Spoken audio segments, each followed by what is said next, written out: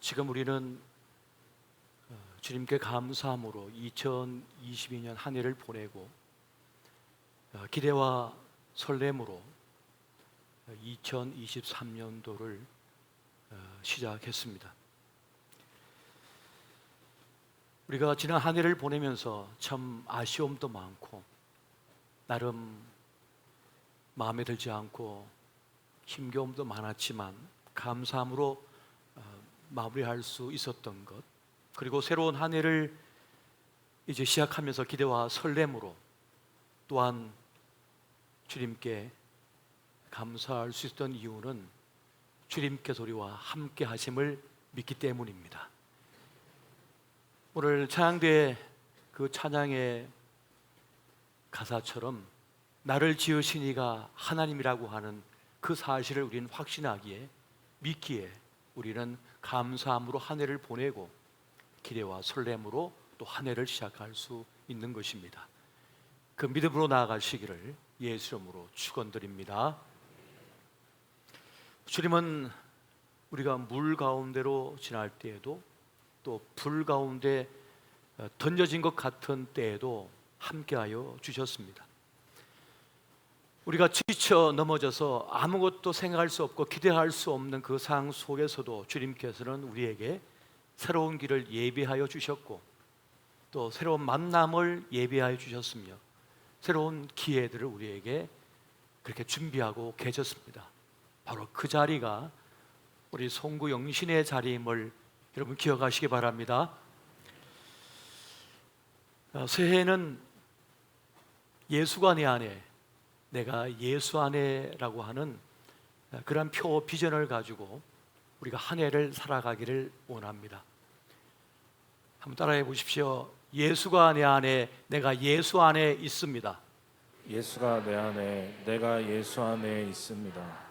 이것이 2023년 우리의 비전, 우리의 표가 됩니다. 예수가 내 안에, 내가 예수 안에 있을 때라야 열매를 많이 맺나니라고 말씀하셨습니다.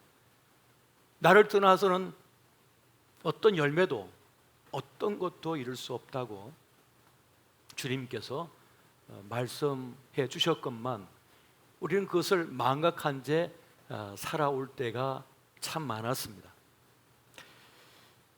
작년 11월 첫 주에 새해 목회 계획을 위한 기도 주간을 다녀왔습니다.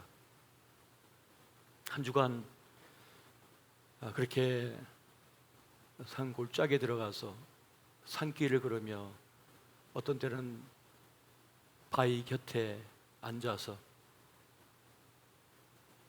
또 때는 안개 자욱한 산길을 걸으면서 아무도 없는 밤에 그렇게 기도하면서 새해 비전을 놓고 기도했습니다. 3일이 지나도 어떤 응답 없었고 어떤 신호도 없었는데, 그러니까 마음이 조급해지는 거예요. 이제 교회 들어갈 시간이 다가왔는데 왜 주님께서 나에게 응답하지 않으시는가. 그렇게 3일째 밤이 깊어가는 때에 주님께서 저에게 주시는 메시지는 예수가 없다는 것이었습니다. 예수가 없다. 너 속에도 예수가 없고 성도들 속에도 교회가 예수가 없고 교회 속에도 예수가 없고 이 한국 교회, 이 한국 사회 안에 예수가 없다. 예수를 흉내낼 뿐 예수가 없다. 그런 말씀을 저에게 주셨습니다. 그러면서 저에게 주신 말씀이 요한복음 15장 5절의 말씀이었습니다. 우리 같이 한번 볼까요? 자, 시작. 나는 포도나무요 너희는 가지라. 그가 내 안에, 내가 그 안에 거하면 사람이 열매를 많이 맺나니 나를 떠나서는 너희가 아무것도 할 수 없음이라. 아멘.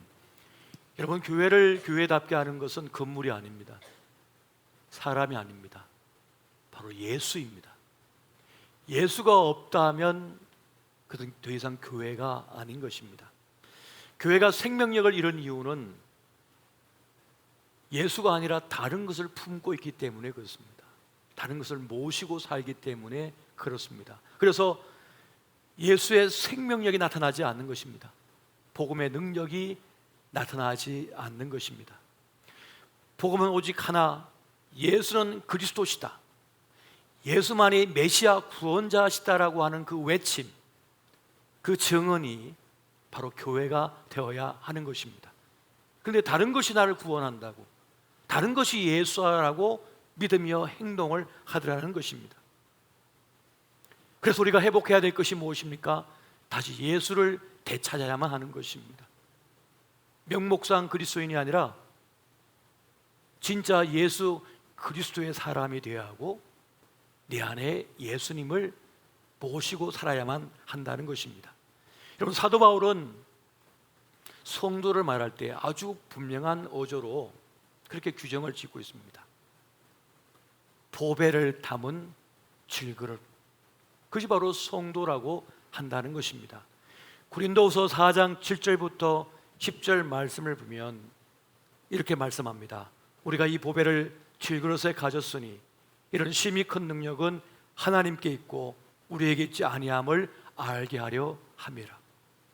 우리가 사방으로 우겨쌈을 당하여도 쌓이지 아니하며 답답한 일을 당하여도 낙심하지 아니하며 박해를 받아도 버림받지 아니하며 거꾸로 뜨림을 당하여도 망하지 아니하고 우리가 항상 예수의 죽음을 몸에 짊어짐은 예수의 생명이 또한 우리 몸에 나타나게 하려 함이라. 아멘. 예수님을 모시면 예수의 생명력이 내 안에서 역사를 하기 시작한다는 것입니다. 이것이 바로 보배 대신 주님을 모신 질그릇에게 나타나는 역사인 것이에요. 근데 여러분, 그 생명력을 언제 느껴보셨습니까? 그 생명의 역사를 언제 경험해 보셨습니까? 그런 역사, 그런 경험이 느껴졌던 때가 아마 올해일 것입니다. 예수를 믿는다고 말은 하지만 사실 예수님으로 믿지 아니하고 다른 것을 예수님으로 믿고 산 것은 아닙니까? 그래서 그 생명력의 역사가 나타나지 않는다는 것이에요. 여러분, 보배를 질그릇에 가졌다는 말은 뭡니까? 우리 안에 예수로 가득 찼다라고 하는 것을 말하는 것입니다. 예수님으로 가득 찬 사람은 다른 것이 보이지가 않습니다. 다른 것에 마음이 흔들리지가 않는 거예요. 주님을 모시게 되면, 진정 모시게 되면 복잡했던 내 마음이 정리가 됩니다. 답답했던 내 마음이 해결이 돼버립니다. 내일 어떻게 살아가야 될까라고 하는 염려 속에 있던 그 염려에서 벗어나는 경험을 하게 됩니다. 여러분, 복음은 헬라어로 유앙겔리온이라고 하는 말을 쓰고 있는데 복된 소식, 굿뉴스라고 하는 그런 뜻이 됩니다. 여러분, 세상은 나쁜 소식만 가득합니다. 나쁜 이야기들만 가득합니다. 그래서 세상이 악해요. 근데 그 악한 나쁜 세상 속에 좋은 소식, 복된 소식이 왔습니다. 그것은 무엇입니까? 예수께서 우리에게 오셨다. 인자가 그것은 양으로 생명을 얻게 하고 더 풍성히 얻게 하려 함이다라고 주님께서 말씀하셨어요. 그러니까 내 속에 주님을 모시면 내 안에 생명력이 가득 차게 되고 생명의 역사가 나타나게 된다는 것입니다. 그러니까 내 속에 예수로 가득 차 넘치게 할 때라야 이 나쁜 소식 가득한 세상에서 좋은 소식을 누리며 살 수 있다는 것입니다.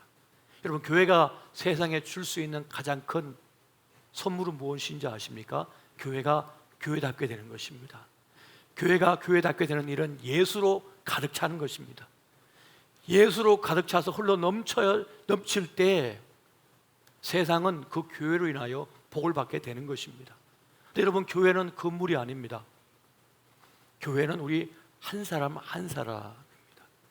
우리 옆에 있는 우리 교우들이 다 교회인 것입니다.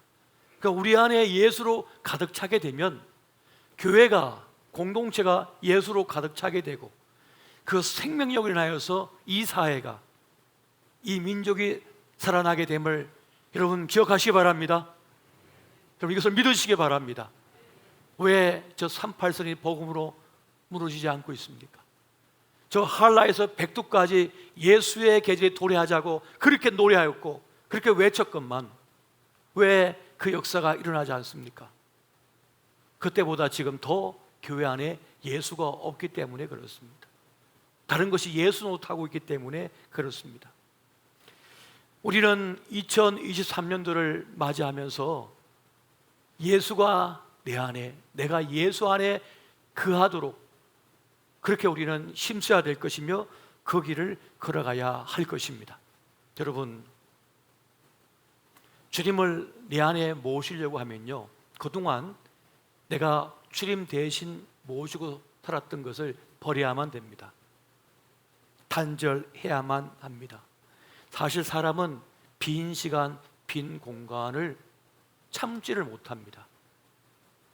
없음에 대한 불안감, 무의미에 대한 고통, 그 두려움이, 공포가 우리에게 있어요. 우리 영혼 속에요. 그래서 빈 공간을 견딜 수가 없어서 다른 것으로 자꾸 채우려고 합니다. 빈 시간을 용납할 수 없어서 다른 것을 자꾸만 채우려고 해요. 그런데 여러분, 그 빈 공간, 빈 시간을 무엇으로 채워야 됩니까? 바로 예수로 채워야 하는 것입니다. 예수님으로 채울 때라야 우리의 삶의 질서가 정돈이 돼요. 질서가 갖춰지게 되고 평안이 찾아오게 됩니다. 돈은 더 이상 구원자가 아니다. 유사 전능신이 아니다. 어떤 것도 예수를 대신할 수 없다라고 하는 분명한 확신, 오직 예수가 답이라고 하는 이 사실을 우리는 고백하며 나가야 하겠습니다. 여러분, 새해도요 어려움이 닥칠 거예요. 새해를 우리가 살아가다 보면 두려운 일을 만나게 될 것입니다. 하지만 주님을 내 안에 든든히 모시고 사는 이들은 그 두려움을 이겨버립니다. 낙심이 찾아올 것입니다. 하지만 그 낙심도 예수로 내 안에 채워진 사람은 그 낙심도 이기게 될 것입니다. 소울의 깊은 곳에 던져진 것처럼 절망 속에 있다 할지라도 예수가 내 안에 있는 사람은 주님을 믿음으로 그때를 극복하게 될 것입니다. 이것이 바로 믿음의 역사인 것입니다. 여러분, 주님을 모시고 사람들은 화창한 날만 감사하지 않습니다. 모든 일이 내 뜻대로 되어야지만 감사하지 않습니다.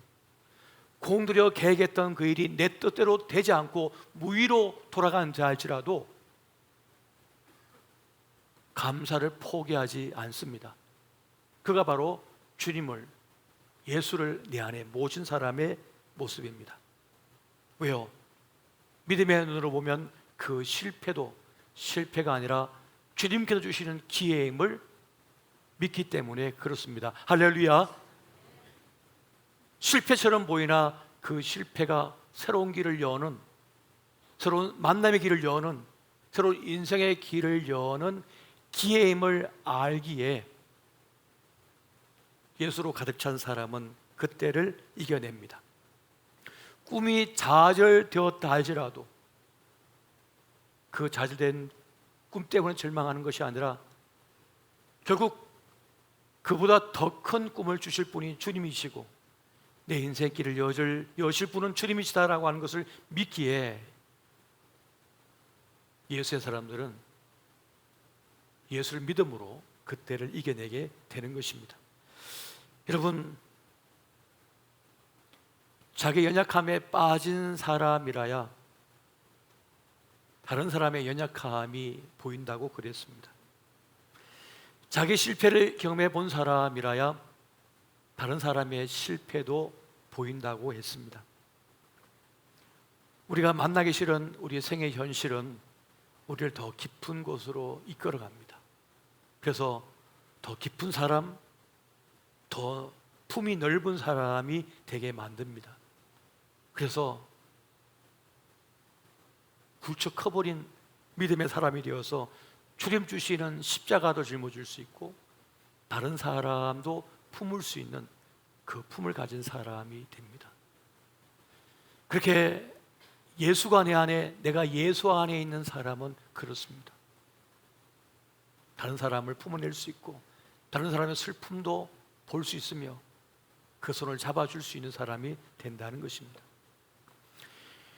여러분, 주님을 믿고 신뢰한다는 말은 무슨 말일까요? 우리가 할 수 있는 모든 노력을 하되 그 결과는 주님께 맡기는 것입니다. 그리고 그 결과에 대해서는 일절 말하지 않는 것입니다. 주님께서 답을 주셨으니 그건 정답이라고 믿는 것입니다. 그것이 내 눈에서 눈물이 흐르게 하고 내 가슴을 멍들게 한다 할지라도, 내가 그렇게 애썼고 수고했고 그렇게 엎드렸고 내 모든 정성을 쏟았지만은 주님께서 그 결과를, 그 답을 나에게 주셨다면 그건 정답이라고 믿어버리고 주님을 따르는 사람이 되는 것입니다. 여러분, 결과는 좋을 수도 있고 나쁠 수도 있습니다. 하지만 우리는 그 결과에 매이지 않습니다. 오직 주님께만 매입니다. 주님께만 나의 모든 걸 바칩니다. 주님만을 바라보는 것입니다. 그렇게 주님을 믿고 따르는 가운데, 주님을 모시고 사는 가운데 우리는 세상에 줄 수 없는 평화를 누리기 시작합니다. 이렇게 하나님의 뜻을 따를 때 우리는 조급증에서 벗어날 수가 있어요. 내 뜻대로 되지 않았다는 불평에서도 벗어날 수가 있게 됩니다. 여러분, 그렇게 예수를 내 안에 모신 사람은, 주님을 나의 주님으로 모신 사람은 내가 뜻한 바가 이루어져도 그렇게 기뻐하지 않습니다. 뜻한 바가 이루어지지 않았어도 그렇게 슬퍼하지 않습니다. 더 중요한 것은 뭡니까? 주님이 내 안에 계시다는 거예요. 주님이 내 편이시라는 거예요. 그게 더 중요한 거예요. 그 일의 성공도 실패보다도 주님이 나와 함께 하신다는 거예요. 여러분, 우리 자녀 안에 주님이 계심을 여러분 기뻐하시기 바랍니다.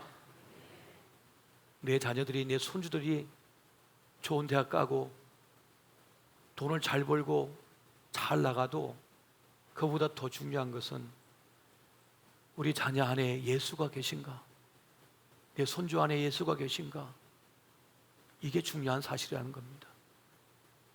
이것이 성공과 실패의 가장 중요한 면이라는 것이에요. 우리는 모든 때를 주관하시고 모든 것을 능히 누리게 하시는 그 주님을 믿고 살아가야만 합니다. 여러분, 우리가 주님을 모시고 살면 우리는 능력자가 됩니다. 능력 있는 하나님의 사람이 됩니다.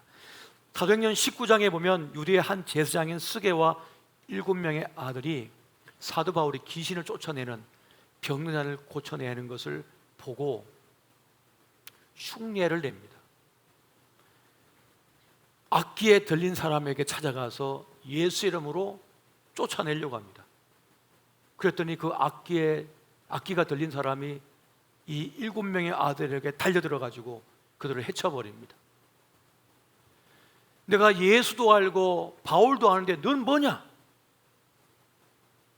내가 예수도 알고 바울도 아는데 넌 뭐냐? 라고 하면서 두들을 팹니다. 그래서 온몸에 망신창이가 돼요. 이 7명의 아들이 말이죠. 여러분, 이것이 무엇을 말하는 것입니까? 악기는 예수님 앞에 덜덜 떱니다. 그런데 바울은 뭘까요? 바울은 인간인데요. 그런데 바울 안에 예수가 계셨습니다. 갈라디아서 2장 20절 말씀 보니까 내가 그리스도와 함께 십자가에 못 박혔나니 그런즉 이제는 내가 사는 것이 아니요 오직 내 안에 그리스도께서 사시는 것이라.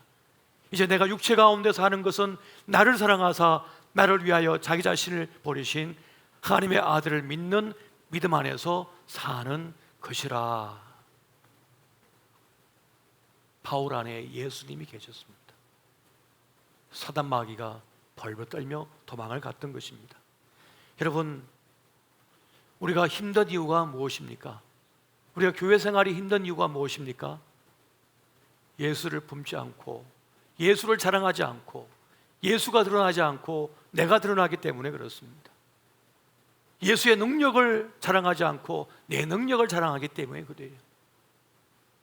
예수가 드러나야 되는데 자꾸 내가 드러나기 때문에 그렇습니다.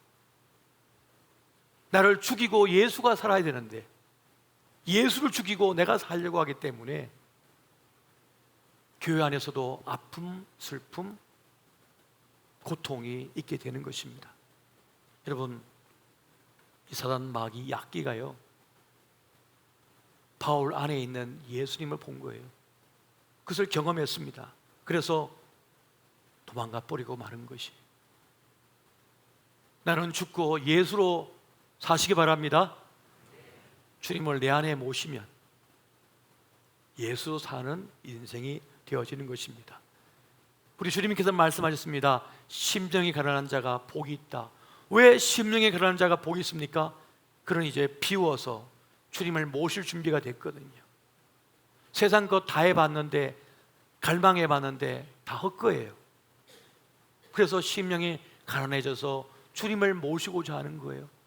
그래서 심령이 가난한 자가 복이 있다고 주님께서 말씀하시는 것입니다. 여러분, 진정 주님을 사모하시고 주님을 모시기 바랍니다.